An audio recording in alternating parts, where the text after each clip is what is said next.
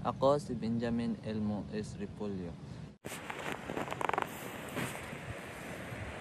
Dahon ng pagpapatibay bilang pagtupad sa isa sa mga pangangailangan ng asignaturang Pilipino 2, pagbasa at pagsulat tungo sa pananaliksik.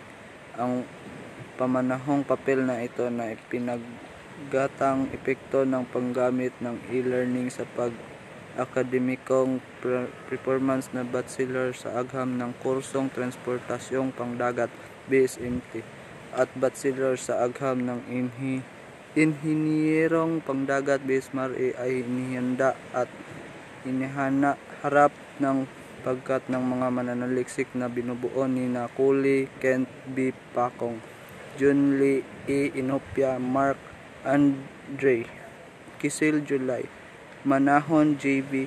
Repolyo, Benjamin Pacanya, Pyro Q.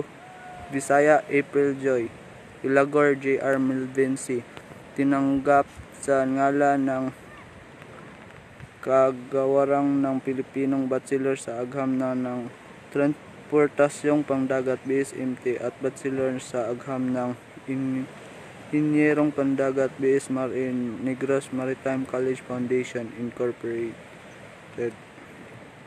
Bilang isa sa mga pangangailangan sa asignaturang Pilipino 2, pagbasa at pagsulat tungo sa pananaliksik.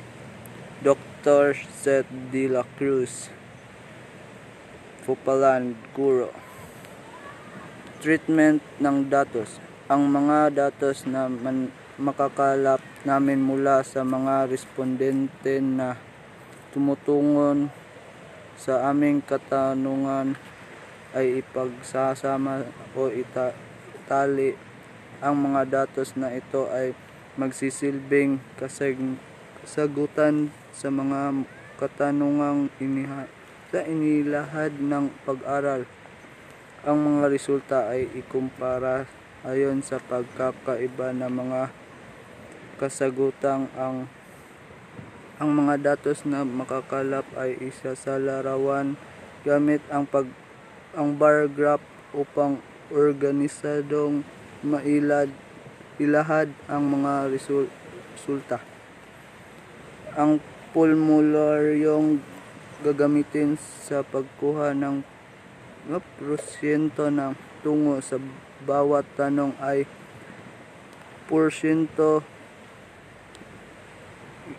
equals bilang ng tungon kabubuang bilang ng mga respondente times 100.